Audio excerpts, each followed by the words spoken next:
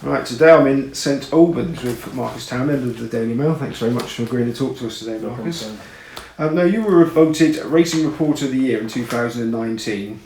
What makes a good racing reporter? Blimey, big question. I think desire to find things out. To dig into things. Really, I think the big part of being a reporter is to try and sort of tell a story and to tell things to people out there in the general public, what's going on in our sports. That there are a lot of people out there who've got great interest in racing and other sports, but they don't have necessarily the access that we are very, very lucky to have. And I think that it's our sort of duty of the job to be able to is to tell them, and that might be hard news stories or just general reporting. But I think it's getting in there, and you've got to have, in that sense, you've got to have a bit of you've really got to be interested in your subject, and you've got to you want to dig into it and find out things really, and be probably a bit nosy as well. Yeah. Okay, we'll go more into the actual the workings of your career in a bit, but we'll just go back to the beginning. You were born in East Yorkshire. Yeah, that's right. Yeah, a little village called Home on Spalding Moor, halfway between York and Beverley. Lived there for the first 20 odd years of my life. Really, my dad had the local shop in the village, and he was born and bred in Beverley, and so he had a bit of a racing interest from the fact that right back then racing.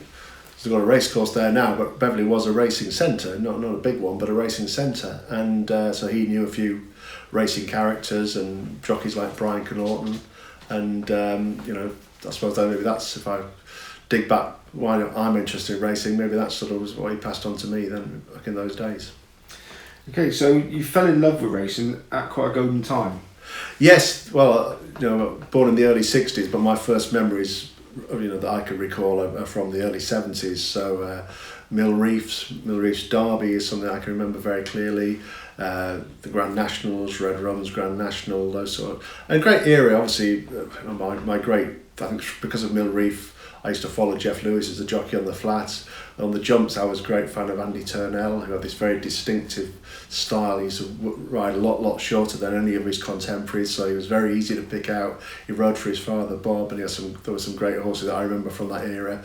Cuckolder, April 7th, those sort of horses. Tree Tangle was another great one of mine, and I suppose I sort of rather supported trainers and jockeys like some youngsters would support football teams in a way. I looked at, I used to scour the papers for what they were riding each day, and it was obviously as well we had Pigott, Ed Reed, Carson, trainers like Noel Merlis, Dick Hearn. It was a great era.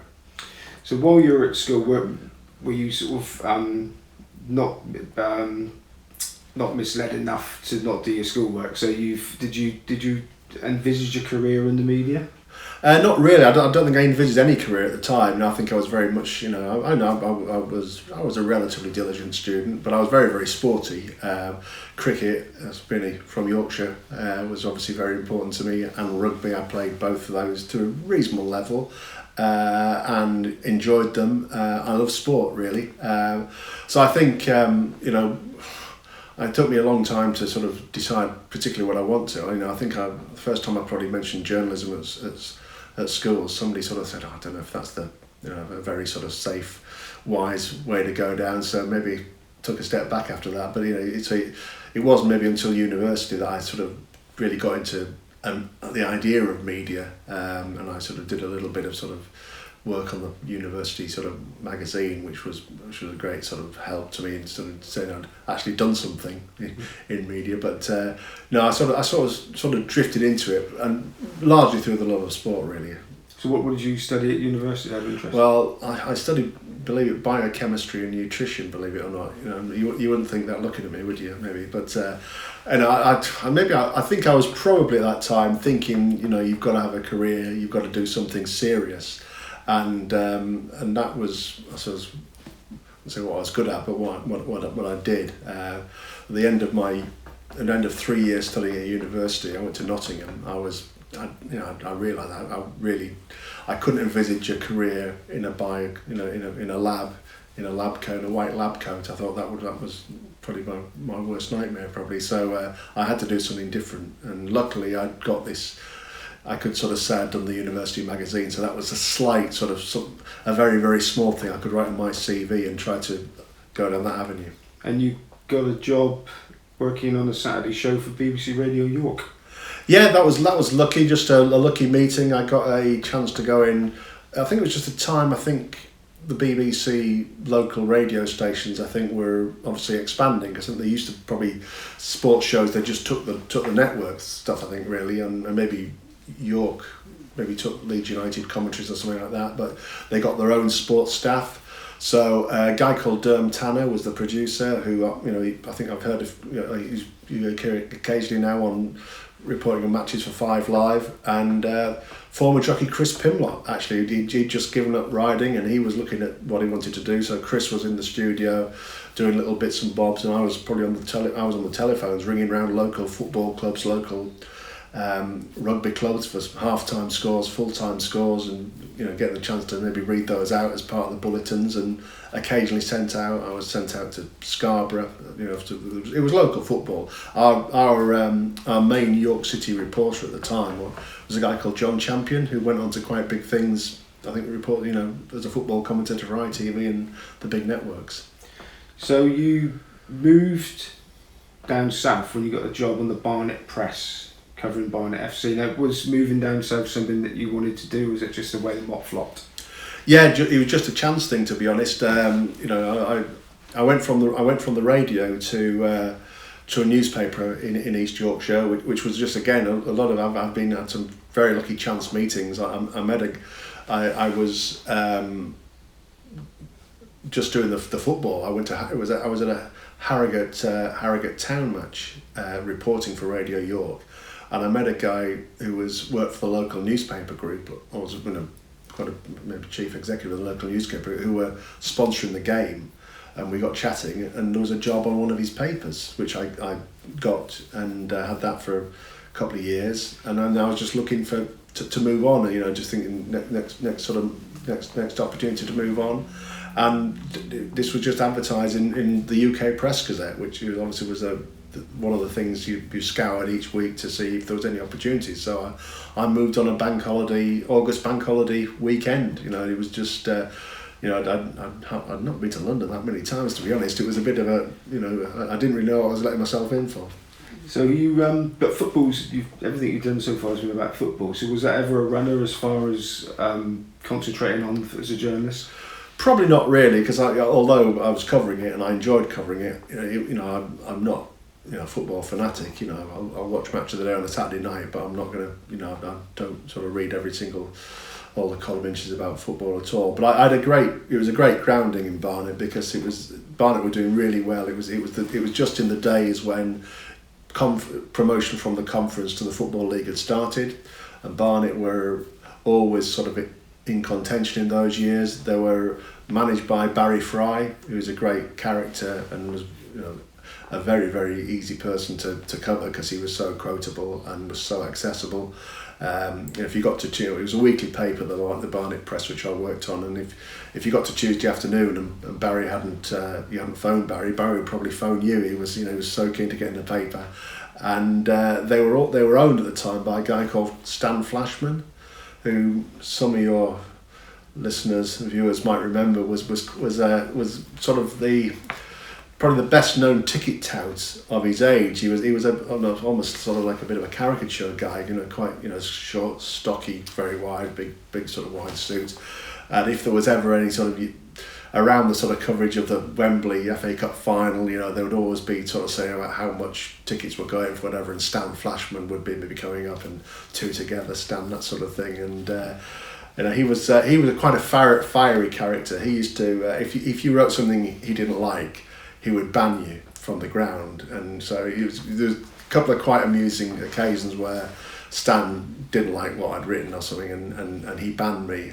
And then Barry would ring me and say, you haven't rung me for this week's report. And I'd say, well, Stan's sort of banned me from talking to you. So, don't forget about that. Just give me a ring. So it was an interesting time, and they had a great football team. And I used to love watching them because the football they played was very entertaining, and there's some great characters around the ground.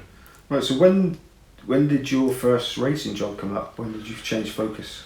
Well, that was again an advert in the UK Press Gazette. I'd say this great sort of journalist Bible. I used to occasionally see these adverts coming up for the Morning Advertiser, and didn't know what the Morning Advertiser was at all. But I think it was a time while I was at the Barnet Press, weekly newspapers were starting to struggle, and times were getting a bit tricky. And I thought it was the right time to move. I think I've been there for 3 or 4 years. Learned a lot. I learned a hell of a lot about about journalism in both writing and subbing.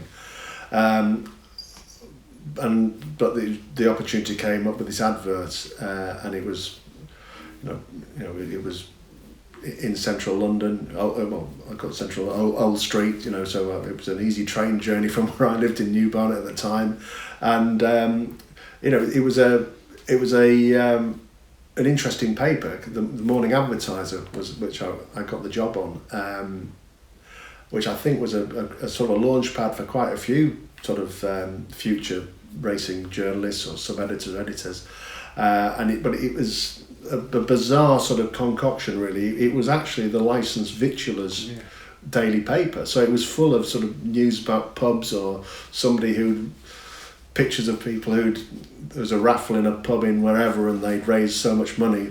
So it was all and plus industry news, a price of this and that at breweries, but also some racing. And there was 4 pages of racing every day. Robin Gray, the late Robin Gray, was our tipster.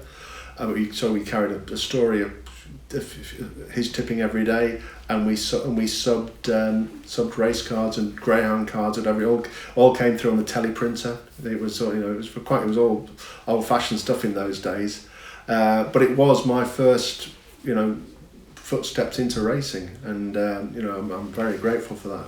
Really grateful. Yeah, for people that don't remember, it actually used to be one of the 2 papers pinned up in the betting shops, wasn't it? Yeah, I think it was before my time there, but I think when it was doing really well racing wise, I think the Sporting Life had a strike, and then there was a strike there, and so there was no publication of the Sporting Life. So betting shops had to have something on the walls, obviously, and the Morning Advertiser became something that they could stick on the wall, and that lasted for a bit longer. So we were 4 pages. The layout was so that you could basically pull the racing out of the Morning Advertiser and stick it on the wall to the betting shop. Plus, there was a bit of a crossover with pubs as well, because as well as it was on the bar in a lot of pubs, and they could maybe open it up and look at the runners and riders. But talking of pubs, I've had the pleasure of interviewing Claude Duval, and obviously John McCurrick going back, and lots of the press industry appeared to be run from pubs. At least a lot of the time was spent in pubs. Was you on the cusp of the old and the new there?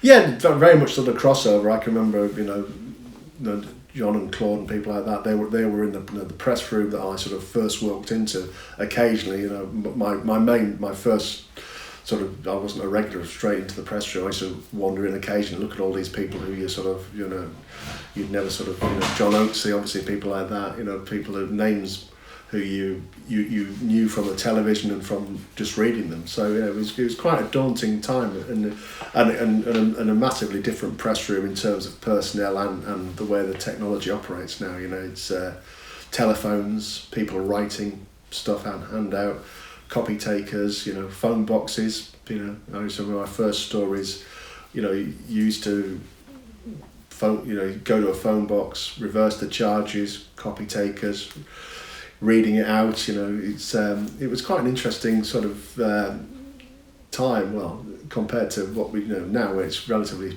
the technology we take for granted now. You look back and think, how did we work there? There was, because if you had a story that you didn't want people to hear other people to hear about, you'd have to, write it, maybe drive down the road, find a phone box and read it out, so people are overhearing you. It was, times are very different.